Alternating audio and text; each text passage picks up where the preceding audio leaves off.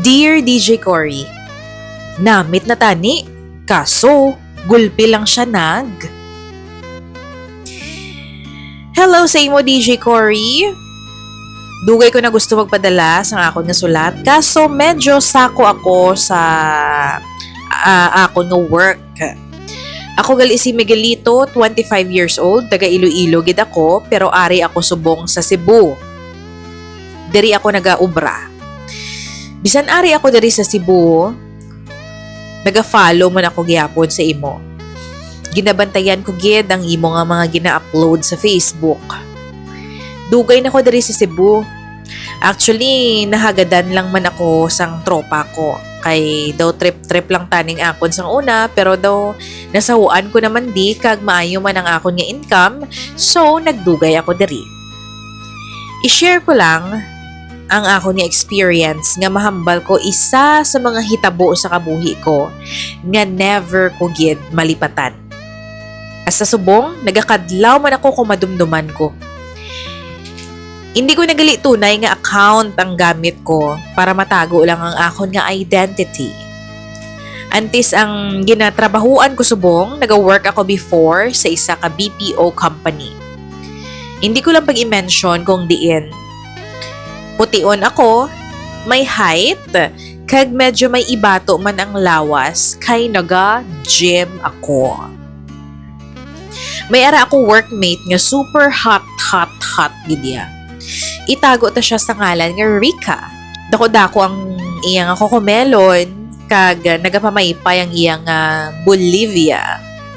Kaso, trans woman siya. Super gwapa gidya sa iya. Ang beauty bala nga may pagkamaldita ang dating sang itsura. Kag halata nga ritokada pati ang itsura niya. Pero, kanami isang paghimo, daw ka natural. Ako man niya daw na curious. Kay kada labay ko lapit sa station nila, ginatulo ko gid siya. Sabay pa cute-cute man eh. Ginahulat ko gid nga magtulok siya sa akon para mag-smile. Di pa pawala lang ko dayon para daw mysterious ang dating. Asa sang ulihi, upo ng mga amigo ko nga gunggong man. Sagi man kami kadto-kadto sa station nila kag magpulo pangilalaman ko no ati. Papansin gamay. Daw na shock pa ko bala sa nabatian ko ang tingog niya. Do barako. Do laki pa sakon. Tama kalayo sang tingog niya sa itsura niya. Pero kung hungdo niya, daw babae, mantingog ya. Nagutoy-utoy kami kadlaw sa mga amigo ko. Fast forward, anniversary sang company, kag may ara ginhiwat nga party-party sa isa ka hotel. Naka-attend ako tungod day off ko sa adlaw nga ato. Kag amo man si Rika. Tabuan nga tupaday man kami nga duha.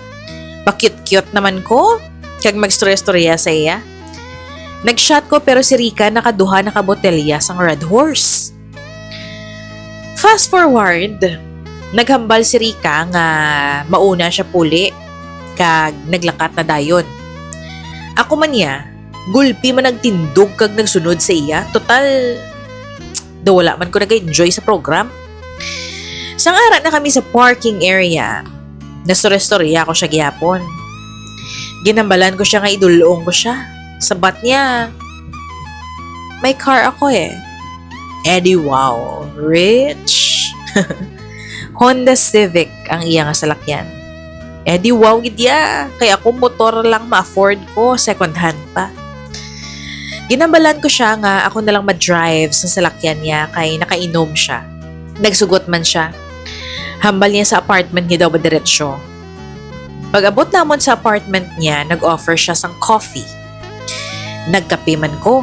Kay wala man ako nagadali nga magpauli. Kay basi iya makadali pa ko waward.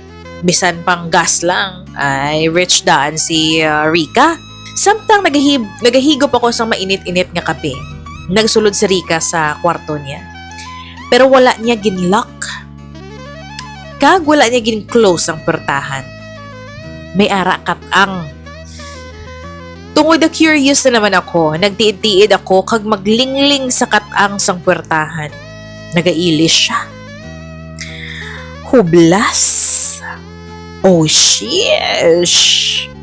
Hambal ko sa pinsar ko.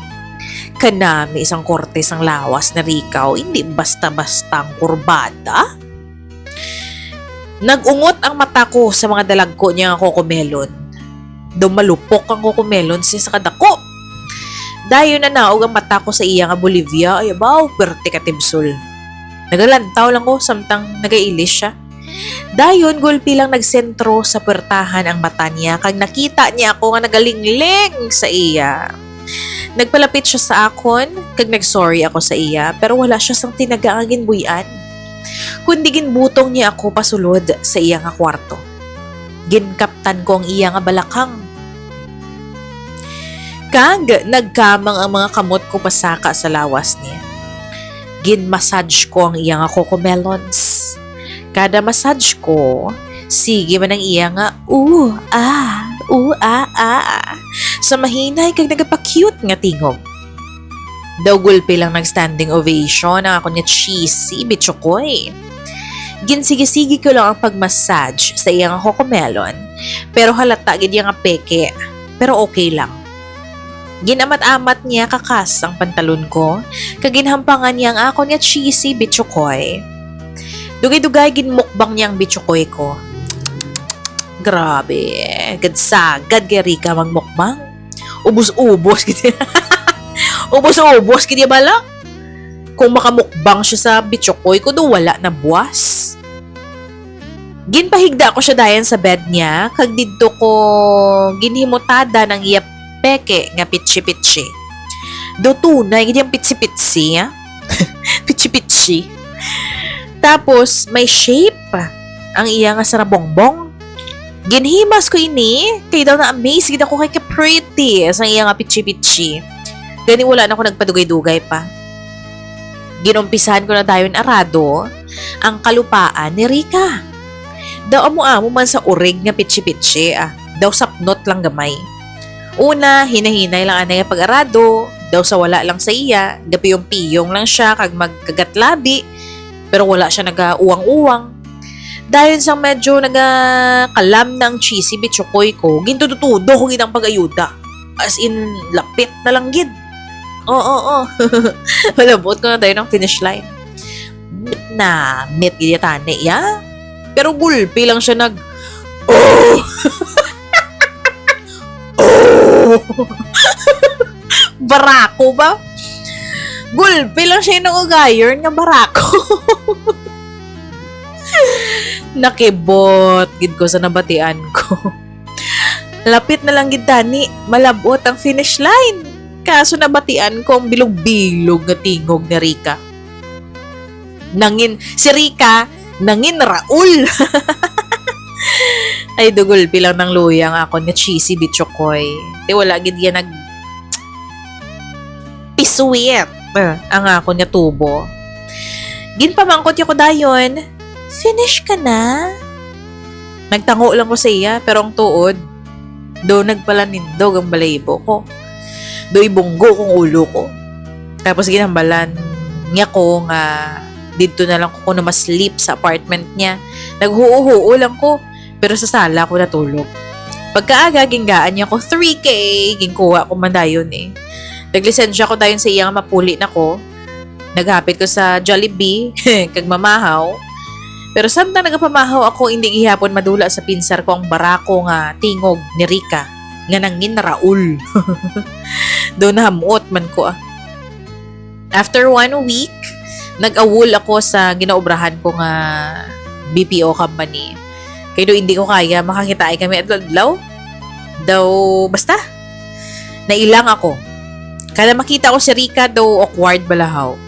Pag-awol ko, gin-deactivate ko dayon ng akon nga Facebook para wala sa makakontak sa akon. And after a month, amo na tong pag-activate ko liwat sa Facebook ko. Kagin pang-block ko na dayon tong mga hindi man importante nga tawo. Pati si Rika, gin-block ko man. Subong 2 years na ako diri sa bago ko nga work. Diri man gihapon sa Cebu. Nagabalik-balik man ko da sa Iloilo kisa para magbakasyon. Tani, sa sunod ko nga balik makita ta ikaw, DJ Cory, sa personal. Hasta diri na lang ako. Daghang salamat, DJ Cory. Love, Miguelito.